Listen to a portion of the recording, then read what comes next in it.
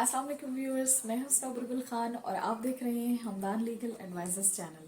امید ہے آپ سب خیریت سے ہوں گے، اپنی لائف کے تمام کاموں کو، اپنے فرائض کو بہت اچھے طریقے سے سر انجام دے رہے ہوں گے انشاءاللہ۔ آپ خوش رہیں، آباد رہیں، صحت تندرستی کے ساتھ اور ہمیشہ خوش رہیں۔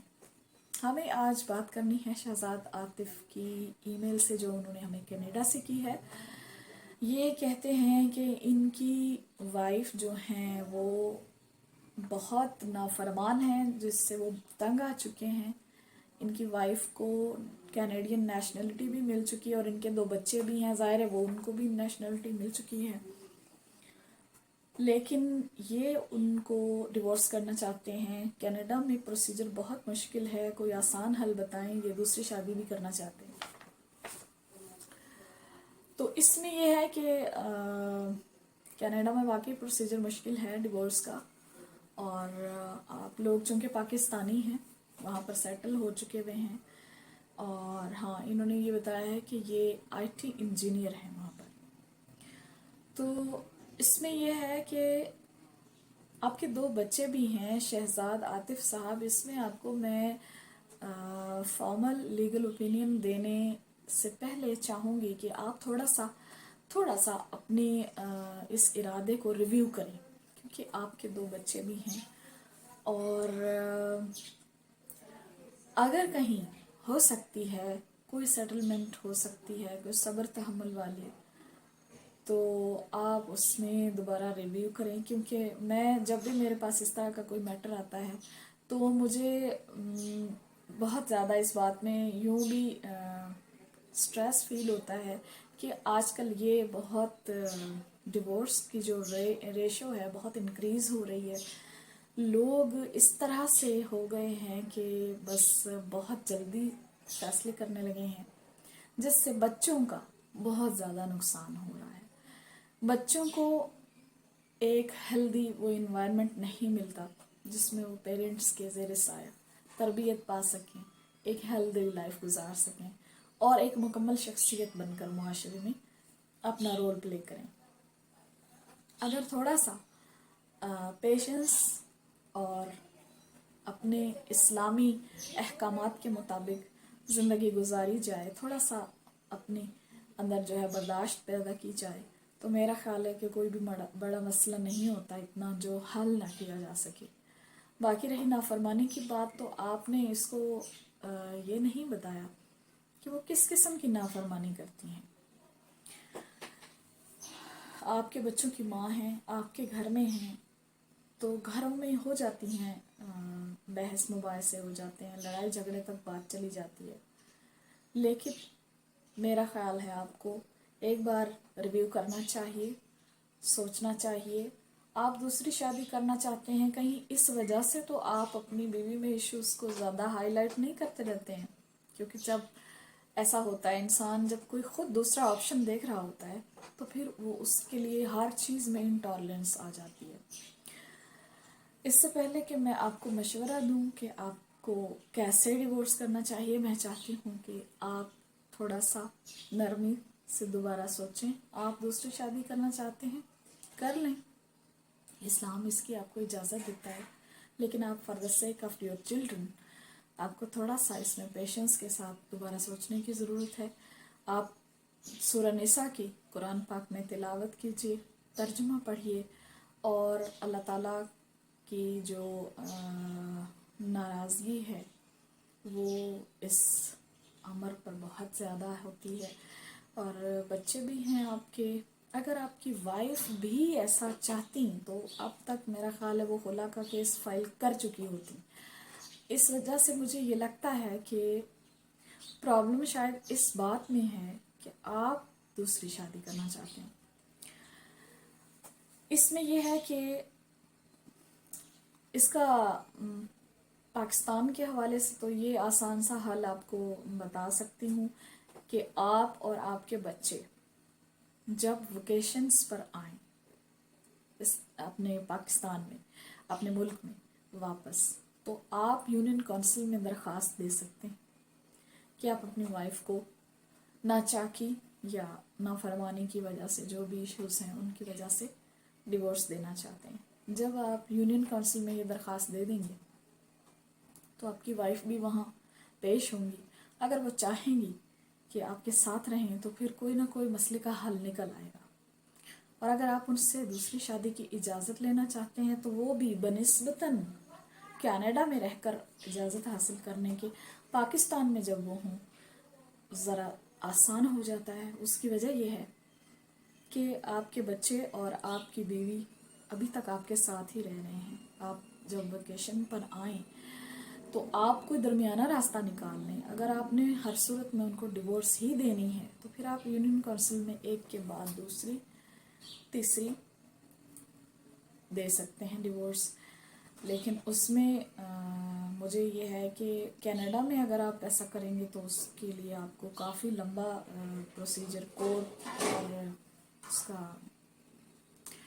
काफ़ी कोर्ट का फेस करना पड़ेगा।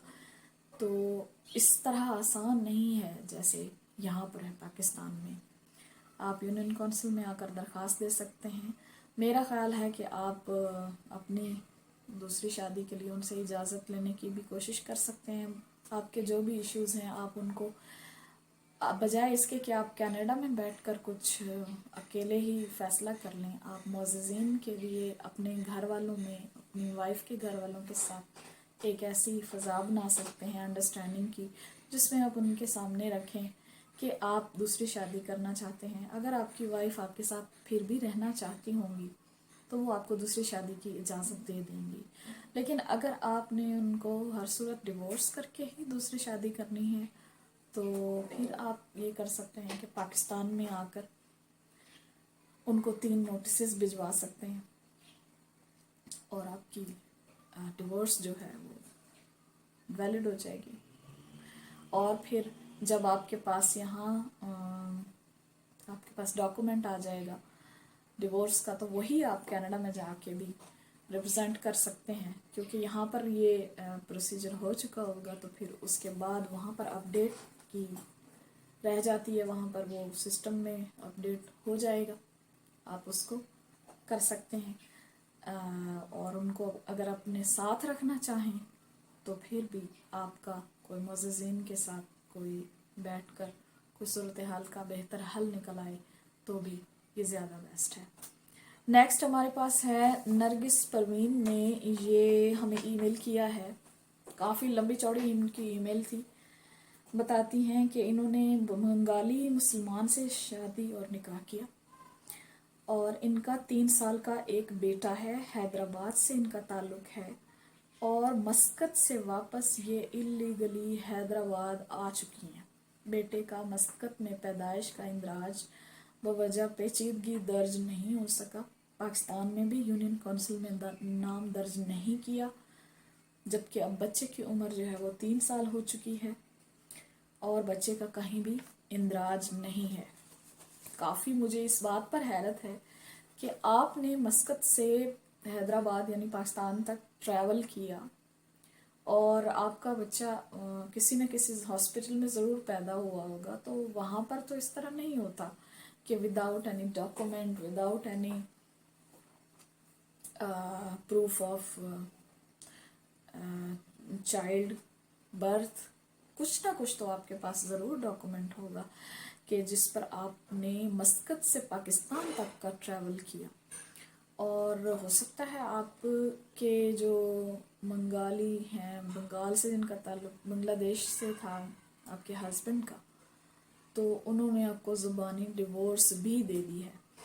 तो उसमें ये है कि अब आपके बच्चे का मस्कत में तो नहीं होगा, उसका ज़ाहिर है वहाँ पर नेशनलिटी का इशू बनता है, जिसकी वजह से मे बी किसी ऐसे हॉस्पिटल में आपका बेबी बर्थ हुआ हो जहाँ पर कि उन्होंने आपको किसी भी सूरत ऐसी इलीगलिटी की है। मैं तो समझती हूँ कि मेरे नोटिस में ऐसा नहीं था कि किसी भी हॉस्पिटल में ऐसा हो सकता है कि उसका बग़ैर कोई रिकॉर्ड किसी बच्चे को आफ्टर बर्थ जो है वो पेरेंट्स के हवाले किया जाए और कोई डॉक्यूमेंट भी ना दिया जाए। आपके पास हॉस्पिटल का कोई प्रूफ होगा, वहाँ पर आपने चार्जेस दिए होंगे, बच्चे की पैदाइश का ज़ाहिर है ऑपरेशन हुआ होगा, یہ آپ کے ہسبینڈ کے پاس ضرور ہوں گے یہ ڈاکومنٹس. میرا خیال ہے کہ آپ اس بات کو ہائیڈ کر رہی ہیں.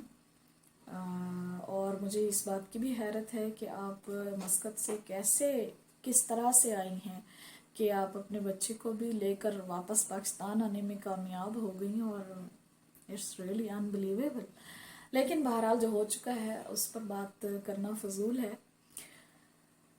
اب آپ کے پاس نکاح کا جو ثبوت ہے، نکاح نامہ ہے جو آپ کا وہاں کا، جو آپ نے بنگالی مسلمان سے نکاح کیا تھا، اس کا نکاح نامہ کوئی دستاویز آپ کے پاس ہوگی ضرور، جس پر نادرا میں آپ کا آئی ڈی کارڈ بھی اپڈیٹ ہوا ہوگا.